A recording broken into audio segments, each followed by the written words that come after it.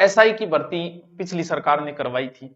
उसके बाद उसी समय जब सरकार ने भर्ती कराई, उसी समय इंटरव्यू भी वायरल हुई, कई चीजें सामने आई, किसी एक जिले से इतने सिलेक्शन सामने आई, लेकिन सरकार ने उस पर चुप्पी साधे रखी, कुछ नहीं किया। फिर नई सरकार आई और सबसे पहले एसओजी का गठन किया गया। तब ऐसे लगा कि भी हो सकता है युवाओं को लुभाने के लिए किया जा रहा होगा, या किसी तरीके से ऐसे लगा कि नहीं होगा, ज्यादा कुछ होना नहीं। लेकिन जैसे जैसे एसओजी आगे बढ़ती गई तो समझ में आया कि बड़ा अच्छा कार्य हो रहा है, बड़ा सही कार्य। एसआई की जो भर्ती थी, एसआई भर्ती में मेरा आज तक के सबसे ज्यादा जो, चाहे ऑनलाइन कोर्स भी को या यूट्यूब पे भी को, क्योंकि हिंदी ज्यादा मेन है।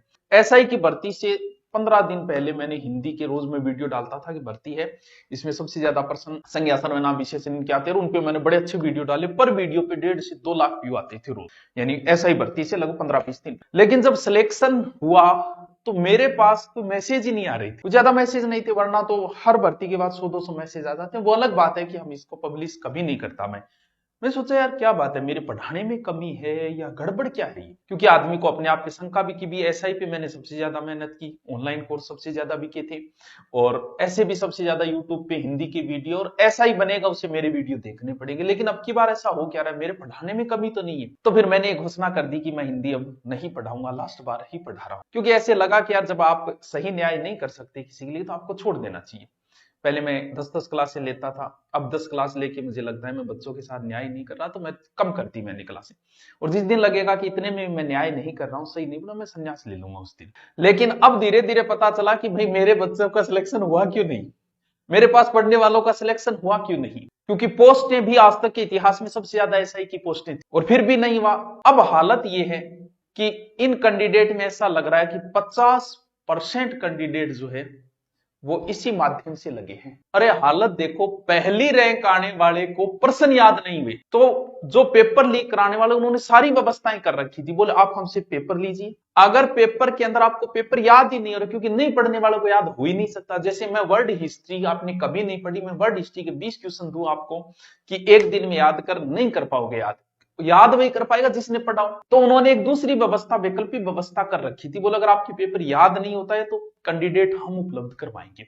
देखो 100 तो डम्बी कैंडिडेट बैठे, पहली रैंक आने वाला कैंडिडेट ही डम्बी बिठाया, कितनी बड़ी बात है, पहली रैंक। और आदमी जब स्वयं कोई गलती कर दे, स्वयं चोर हो, तो वो सामने नहीं आ पाता। पहली बार ऐसा हुआ जब एसआई का रिजल्ट आया तो ना तो फेसबुक पे कोई पोस्ट, जो इनका सिलेक्शन हुआ ना वो खुद पोस्ट डाल रहे हैं, ना वो वर्दी के साथ फोटो खिंचा रहे हैं, ना वर्दी के साथ वीडियो बना रहे, आते हुए जाते हुए बालम थानेदार गाना लगा के। मैंने कहा यार कितने संस्कारी बच्चों का सिलेक्शन हुआ है। लेकिन बात यह है कि आदमी जब स्वयं चोरों सामने आना ही नहीं था, वरना पहली रैंक अब से पहले आरएस में भवानी सिंह चारण की आई थी, सब जानता पूरा राजस्थान। फिर दूसरी रैंक मुक्ता मैडम की आई, पूरा राजस्थान जानता था। इस बार एसआई की पहली रैंक आई, उसे एसआई की पहली रैंक के रूप में जाना ही नहीं गया, अब जानने लगे किसकी आई जब वो पकड़ा गया। अब खुद सोच लो आप, वरना तो पहली रैंक एसआई आई, दूसरी तीसरी रैंक आई, अगर उन्हें अच्छा नॉलेज हो तो वो तुरंत आते यूट्यूब पे। इंटरव्यू के बाद में हालत देखो, स्टेशनरी की दुकान चलाता था, थानेदार बन गया, एडिशनल एसपी बन के रिटायरमेंट होगा। ऐसे लोग आए हैं बेईमान करने वाले। और जो लोग पकड़े गए उनके परिवार के सदस्य भी, ज्यादातर पुलिस नौकरी परिवार के सदस्य, और महिलाओं ने भी कंधे से कंधा मिला पूरा, क्योंकि महिलाएं पुरुषों से कम नहीं रहेगी।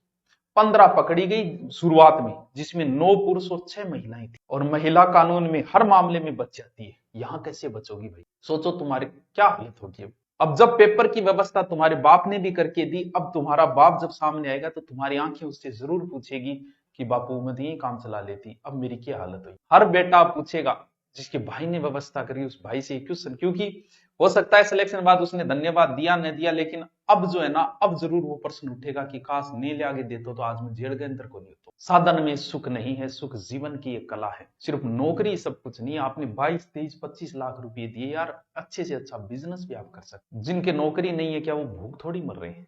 अब 859 जो थानेदार की पोस्ट थी, अगर मैं जिलों का भाग दूं, उस समय के तात्कालिक 33 जिले थे, तो एक जिले की अगर मैं बात करूं तो लगभग 25-26 पोस्टें आती हैं। अगर मैं तहसील का भाग दे दूं, 859 है, तो एक तहसील के 2 या 3 पोस्ट आती है। और जब एक एक जिले से 200-200 लगे तो सरकार मुंह कैसे बैठी रही। उनके जब इंटरव्यू वायरल हुए तो सरकार कैसे मुंह बैठी रही, उन्होंने देख के अनदेखा कैसे कर लिया सरकार। समझे, सरकार ने सोचा कि हम रद्द करेंगे, हमारी भर्ती तो छवि खराब होगी, कतई नहीं होती। और देखो, जो पकड़े गए वो पहले भी नौकरी में है, उनके फैमिली के सदस्य नौकरी में हैं, और फिर भी उन्होंने 25-25, 30-30 लाख। समस्या ये कि बेचारे नए जो बंदे थे, मेहनत करने वाले, उन पे क्या गुजरी होगी, शायद उनकी बद्दुआएं भी लगी होगी, आपको लगेगी। और ये फील्ड में आके भी क्या करेंगे, भ्रष्टाचारी फील्ड में आके क्या करेगा, भ्रष्टाचार। आपका क्या निर्णय, आपको हिसाब से इसे रद्द करना चाहिए या फिर पूरी जांच होनी चाहिए? लेकिन अगर पूरी जांच हुई तो इतने लोग निकल के आएंगे कि वो खुद ही सोचेंगे अब कितनों। और वैसे एसओजी को ज्यादा जोर नहीं आएगा, टीम को पकड़ के लाओ, 4 प्रश्न पूछो, पता चल जाएगा, 4 प्रश्न में चल जाएगा। हमारा तो ये कि इतने सदस्य अगर निकल रहे हैं, 300-400 निकलेंगे धीरे धीरे करके, इतने निकल रहे हैं तो जाहिर सी बात है कि भर्ती रद्द ही होनी चाहिए। अगर कम है तो एक सरकार का निर्णय है कि सरकार क्या निर्णय कर पाती है। Okay, thank you. आप भी अपना कमेंट करके बताएं।